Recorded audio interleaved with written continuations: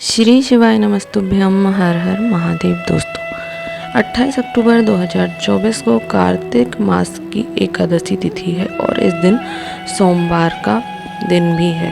तो सोमवार की एकादशी पर करने के लिए गुरुजी पंडित प्रदीप मिश्रा जी ने कुछ विशेष उपाय बताए हैं, जिसमें से हम आपको इस वीडियो के माध्यम से कुछ उपाय बताने वाले हैं। तो आप सभी उपाय भी कर सकते हैं या फिर जो भी आपको एक उपाय उपयोगी लगे आप उसे भी कर सकते हैं। वीडियो को अंत तक अवश्य देखें ताकि आप सभी उपायों का लाभ प्राप्त कर सकें।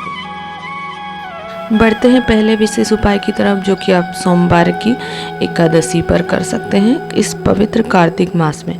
यदि आपके घर में कोई ऐसा व्यक्ति है जो गलत संगत में है, अपशब्द बोलता है, चिड़चिड़ाता है, लड़ाई झगड़े करता है, तो उसके लिए आप इस उपाय को कर सकते हैं।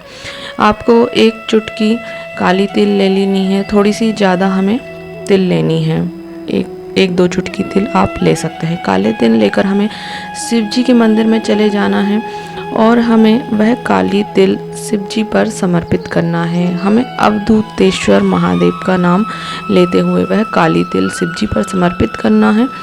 समर्पित करने के बाद हमें थोड़ी सी काली तिल प्राप्त कर लेनी है और हमें घर आकर वह थोड़ी सी जो काली तिल हमने शिवलिंग पर से प्राप्त की है वह उस व्यक्ति को हमें खिला देना है। यदि वह व्यक्ति ऐसे आसानी से खा ले तो ठीक है, नहीं तो आप भोजन में मिलाकर उसे काली तिल खिला दीजिए। तो गुरुजी ने कहा है कि उसका जो भी गलत आचरण है वह धीरे धीरे समाप्त हो जाता है और आप उसे कहिए कि वह हफ्ते में एक दिन सोमवार के दिन शिवजी के मंदिर में 1 लोटा जल अवश्य चढ़ाए। यदि वह मंदिर जाना शुरू कर देते हैं, 1 लोटा जल चढ़ाना शुरू कर देते हैं, तो फिर हमें आपको उनकी चिंता करने की कोई आवश्यकता नहीं है। यह उपाय आप सोमवार एकादशी को, रमा एकादशी को 28 अक्टूबर को कर सकते हैं। बढ़ते हैं दूसरे विशेष उपाय की तरफ। यदि आपके घर में धन संपदा की कमी है, यदि लक्ष्मी रुक नहीं रही है, खर्च अधिक होता है, कमाई कम होती है, तो आप इस उपाय को कर सकते हैं। इसके लिए आपको 7 बेलपत्र की आवश्यकता होगी। बेलपत्र कहीं से भी कटी फटी टूटी फूटी नहीं होनी चाहिए, ना ही उसमें छेद होना चाहिए, नहीं तो वह शिव जी को स्वीकार नहीं होती है। और हमें 1 लोटा जल ले लेना है। यदि आपके पास में पर्याप्त मात्रा में गंगा जल उपलब्ध है तो आप वह लोटा गंगा जल से भी भर सकते हैं, नहीं तो आपके घर में जो भी जल है आप उसका उपयोग कर सकते हैं। वह 7 बेलपत्र हमें उस गंगा जल में, जिस कलश में हमने जल भरा हुआ है, उसमें हमें डाल लेनी है और शिव जी के मंदिर में चले जाना है। वह जो जल है वह हमें नंदीश्वर का जो उठा हुआ पैर होता है हमें वहाँ पर समर्पित कर देना है और जो बेलपत्र हैं वह श्री शिवाय नमस्तुभ्यम मंत्र का जाप करते हुए एक बेलपत्र हमें शिवलिंग पर समर्पित कर देना है।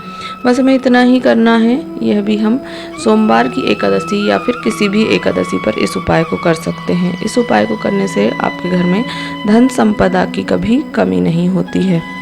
बढ़ते हैं अगले विशेष उपाय की तरफ, जो कि आप इस कार्तिक मास की रमा एकादशी को कर सकते हैं। ये उपाय आप घर पर भी कर सकते हैं। यदि आप घर पर इस उपाय को कर रहे हैं तो आपको प्रदोष काल में अपने घर में, जहाँ पर आप पानी का स्थान है, जहाँ पर आप पानी भर कर रखते हैं पीने का, वहाँ पर आपको एक लंबी बाती का घी का दीपक प्रज्वलित करना है और जो बाती का मुख है वह दक्षिण दिशा की ओर होगा। फिर आपको वहीं पर बैठकर 3 बार स्वधा स्वधा स्वधा बोलना है या फिर आप स्वधा स्तोत्र का पाठ भी कर सकते हैं। इतना ही आपको करना है अपने घर में प्रदोष काल के समय पर। और यदि आप मंदिर में करना चाहते हैं तो मंदिर में हमें सुबह के समय करना है इस उपाय को। हम जब भी जल चढ़ाने मंदिर में जाते हैं तो हमें 1 कलश जल शिव जी पर समर्पित कर देना है। उसके बाद हमें 3 बार ताली बजाते हुए 3 बार स्वधा नाम का स्मरण करना है। बस हमें इतना ही कर लेना है। यदि आप घर में कर रहे हैं तो आपको प्रदोष काल में करना है, यदि आप मंदिर में कर रहे हैं तो आपको सुबह के समय ही ऐसा कर लेना है। ऐसा करने से आपके घर में जो भी पैसों की तंगी चल रही है वह समाप्त होती है, घर में सुख समृद्धि स्थापित होती है। यह उपाय हम पितरों के निमित्त करते हैं, तो यह भी बहुत ही आसान उपाय है, आप इसको कर सकते हैं। वीडियो में दी गई जानकारी आपको उपयोगी और लाभप्रद लगी तो वीडियो को लाइक करें, शेयर करें। श्री शिवाय नमस्तुभ्यम। हर हर महादेव।